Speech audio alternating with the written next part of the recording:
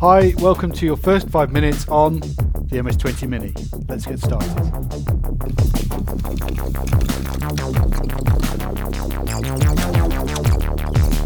Okay, so here's what you get in the box. MS-20 Mini, of course, most importantly, but also a nice retro manual, a set of 10 patch cables, and the UK power supply K350. Okay, so we're just about ready to go. We just need to make sure we can hear it. So I've got the power connected.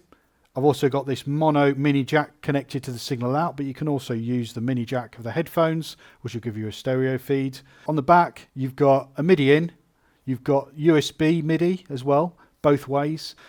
So let's power on. There we go. So I've got an initialized state here on the MS-20 at the moment. So all the knobs are to the left, apart from the pitch, which is at 12 o'clock, and the master tune, which is also at 12 o'clock. Everything else is all the way to the left. And then we just need to start bringing up some controls so we can start hearing it. So the first thing we need to do is VCO1 level. And then we need to open up the low pass filter. And we're also going to go to the envelope generator, decay and sustain, and bring those up. So we now have a sound which is a triangle wave from VCO1. So let's have a quick walk through of the panel. This is a semi-modular synth, so that means it works completely without any patching at all. This is the patch bay where you use all your patch cables. We'll get onto that a little bit later. But let's go from left to right. Oscillator 1, we've got a triangle wave, a saw wave, a pulse wave, or a square wave with pulse width, and also noise as well. Oscillator 2, if we want to hear that, we can just bring up the VCO level here in the mixer. So we've got a saw wave, a square wave, a pulsed square wave, and a ring modulator, which you can modulate here with the pitch.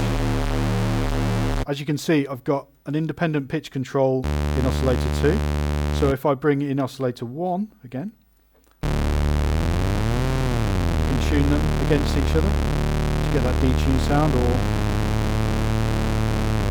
to intervals. But you can also octave shift both oscillators independently. So you have two oscillators. You also have two filters as well. That's this section here. So my low pass filter with resonance,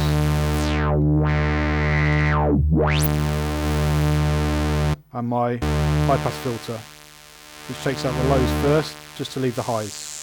The opposite from the low pass filter. If you want to shape the way the sound plays when you play the keyboard, you use the envelope generator. Envelope generator 2 is the one designed for that. So you can change your tap, your release, and also your decay and sustain. You have a second envelope called envelope generator 1, which is designed to be used for pitch envelopes or filter envelopes, depending on how you patch it. So for instance, glides very easily to the pitch by using that envelope there. You've also got a modulation generator or an LFO, so you can add some motion to your sound very quickly. You just need to turn it on here, and that's sending it there to the low pass filter, and then I can bring up the frequency, tell it what speed, and you'll see the pulsing light there will tell you the tempo. You can also send it to the high pass filter,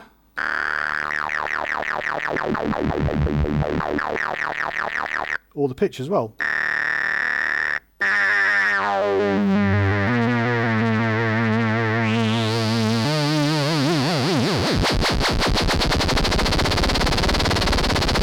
And as you can hear, you can get the speed up to a very, very high level as well. So we've got the patch bay here on the right. Let me show you a couple of basic patching examples. So for instance, I've got my mod wheel. I can patch that in. So I can go out of the mod wheel here, into frequency, which is pitch, and I can create some pitch bend by just bringing up the value here. So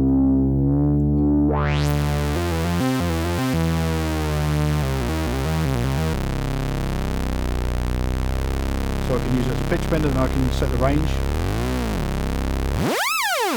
here.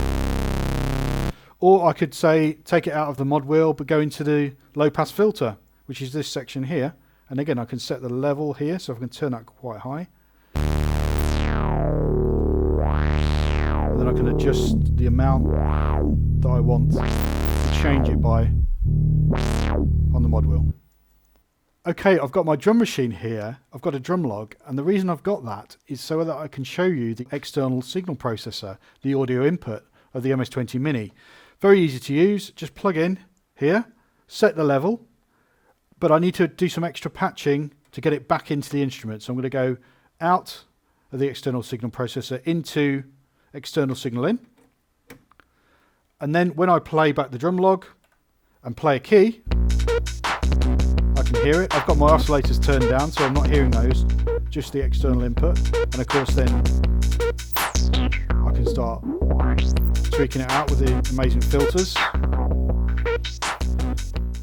I can also get it to play continuously without needing to press a key, just by going out of the pink noise and into trigger in. So there you go, you can hear that now. Plus we can sync them together, so I can have the modulation generator and the drum log in sync tempo wise. So all I have to do is take a signal out of the modulation generator into the sync in of the drum log, and then they'll be in time with each other. I can set the tempo here on the MS-20 Mini. But if I want to do any modulation then,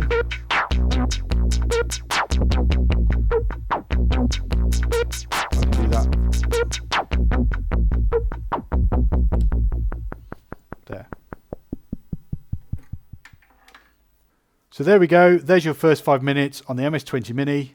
Go and check it out.